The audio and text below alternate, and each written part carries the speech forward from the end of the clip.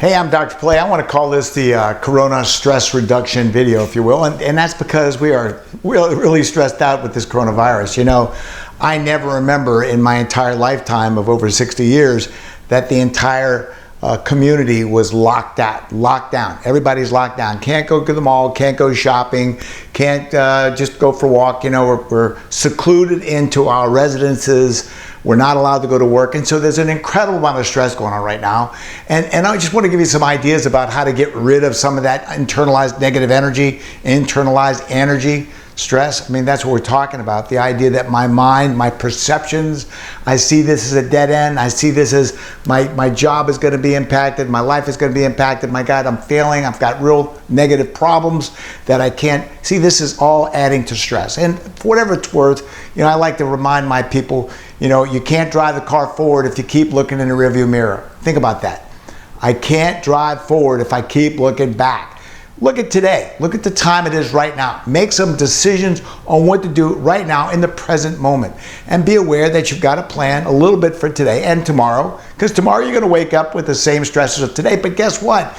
Every day that you do a little bit better job at problem solving, solutions focus, you contribute to this 6 pounds up here, this battery, this mental energy that can in fact overcome incredible negative events when you believe they're temporary and that I'm just going to move ahead one moment at a time. Okay, so let me give you some easy things that you already know about. Whatever it is, get out of the house, exercise, get in your backyard, get in the front yard, walk around the block, move.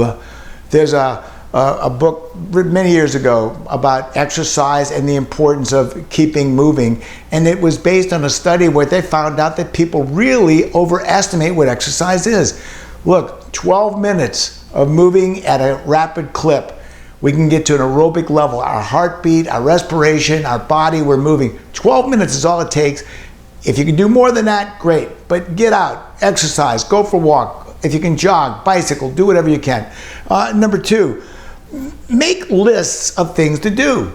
You know, it's important that you realize this, again, motivational energy that you get from your brain has dramatically improved results when I believe I've got things to do. Little things at first, fine. You know, I'm going to get in the kitchen and make some breakfast.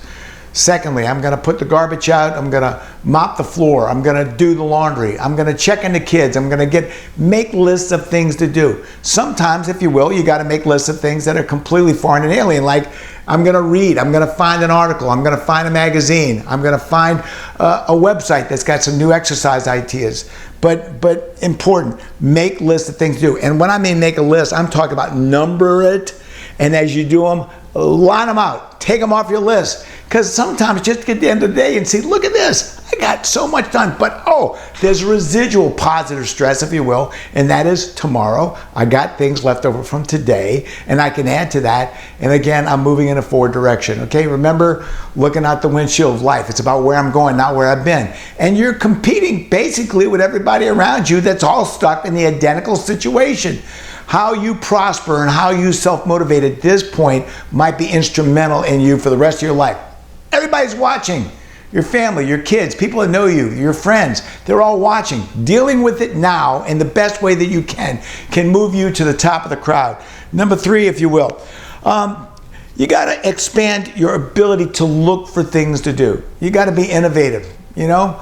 I will tell you, a lot of us get very closed into the things that we do, like, if you will, go to the grocery store or to go for a walk. But we're not susceptible to trying new things. Wow, I can get a fishing pole from the garage I haven't used, and I'm going to go down the block and there's a little bit of a pond, there's some water, I'm going to go fishing. I'm going to do something different. You know, the idea that you can find things that aren't typical to you, they're new things, they're motivational things. Why? Because they require you to change.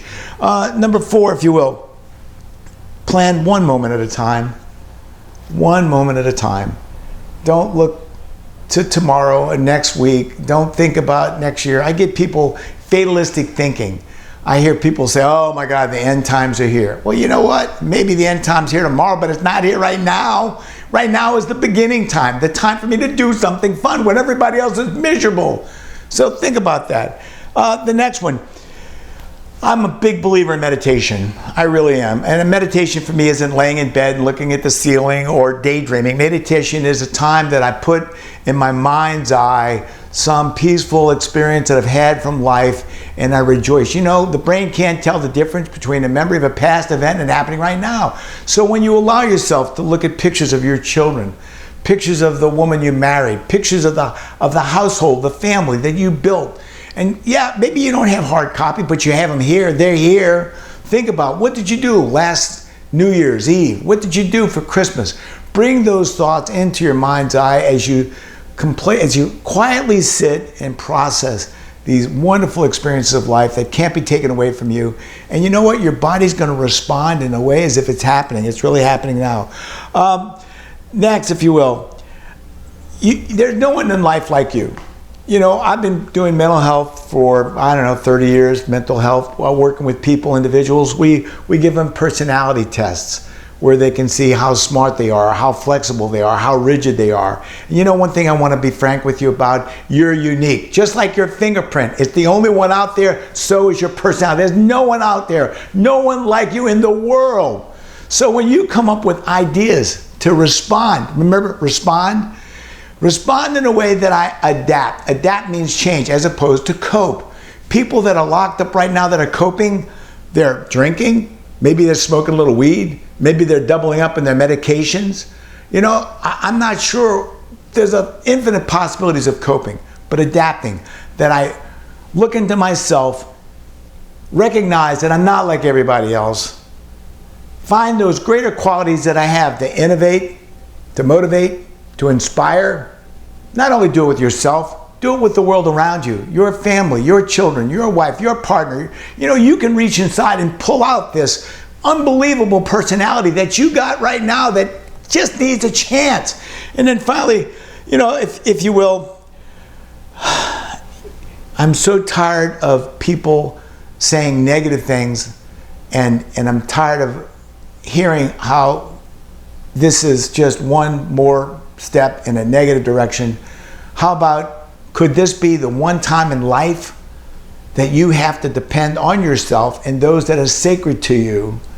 Remember, the team that plays together the best is not made up of the best team players. The team that plays together the best is not necessarily the best players, but they play together the best. See, that's what makes you different. What makes you different is the way your team can respond to this situation and make success and prosperity where everybody else fails. Guys, this is a wonderful opportunity.